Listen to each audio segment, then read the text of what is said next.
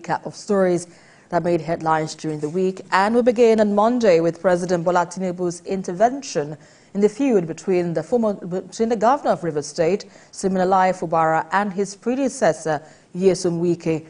At the end of that meeting, which was held behind closed doors under his watch, a joint resolution was arrived at by all parties, with the National Security Advisor, Nuhu Ribadu, in attendance.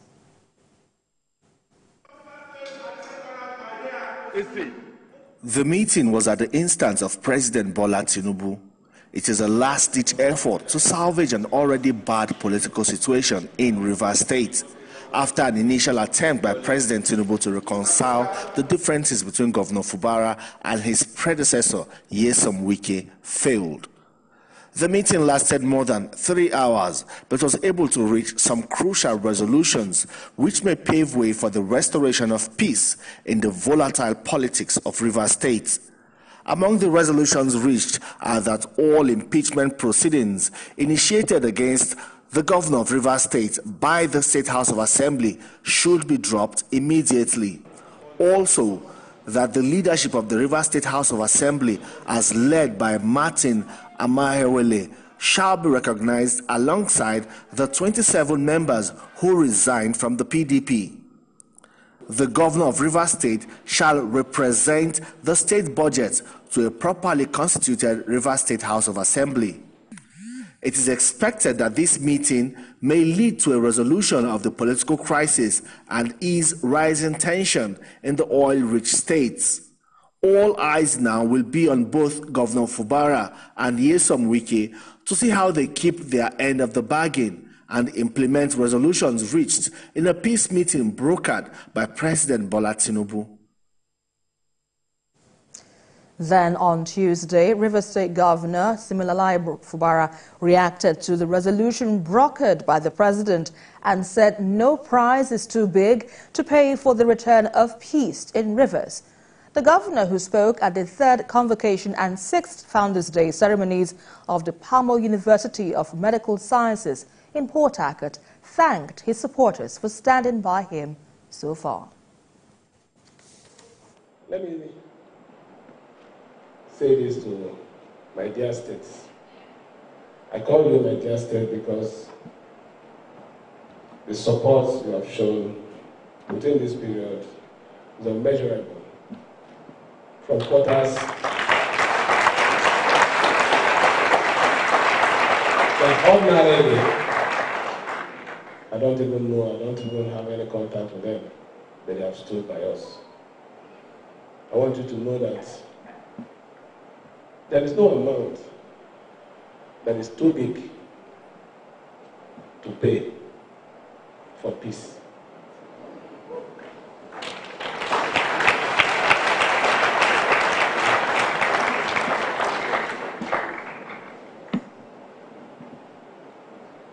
I'll continue to pay it.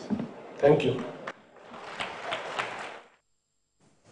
And on Wednesday, President Bola Tinubu approved a 50% slash in the cost of public transportation across Nigeria.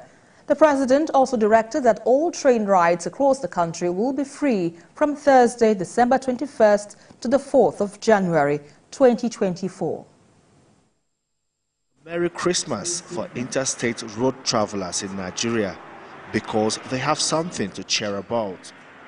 The federal government's intervention, slashing the cost of transportation through the special discounted holiday season fare, has remarkably reduced the price the poor and low-income earners in the country will have to pay. In the spirit of Christmas and the end-of-year festivities, President Bola Tinubu, GCFR, in another demonstration of his love for Nigerians, has approved that the federal government should intervene to bring down the cost of public transportation. This special intervention will begin on Thursday, 21st of December, through to the 4th of January. The Interministerial Committee on the Presidential Intervention have also worked out modalities with unions and other stakeholders in the transport sector. Nigerians willing to travel can board public transport at 50% discount of current costs and all our train services on the routes the trains currently serve at zero cost to and fro on their travels this holiday season. There is always an increased movement of people, goods and services across the country during the Yuletide. This time around, President Tinubu is not only assuring them of a cheaper transport fare, but safer and secured roads to travel.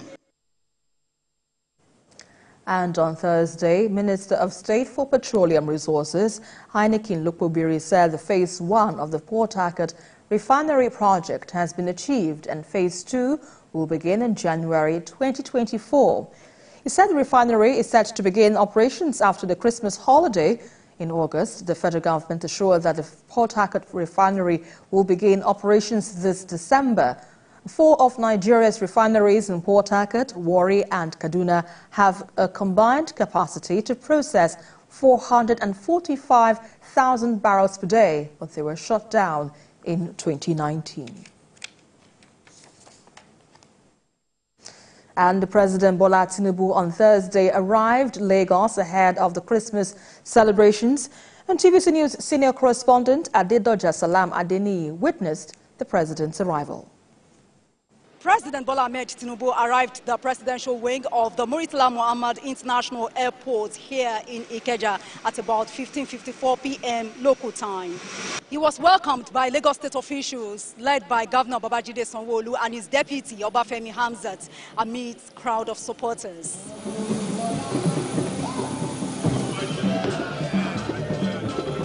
This is the second time that President Bola Tinubu will be coming home for festivity as the President of the Federal Republic of Nigeria. Mr. President left the presidential wing of the airport with his chopper to the Dodon barracks at exactly 16:04 p.m. local time. And finally, on Friday, Yobe State capital Damaturu witnessed a total blackout after the destruction of 330 kVA transmission tower by Boko Haram insurgents. The insurgents who used improvised explosive device brought down 3 poles of the high-tension line from Gombe to Damaturu. Residents of Damaturu woke up to discover that the 330 kVA transmission line supplying power to the city has been blown off by suspected Boko Haram insurgents. TVC News gathered that the insurgents planted the IED under the tower.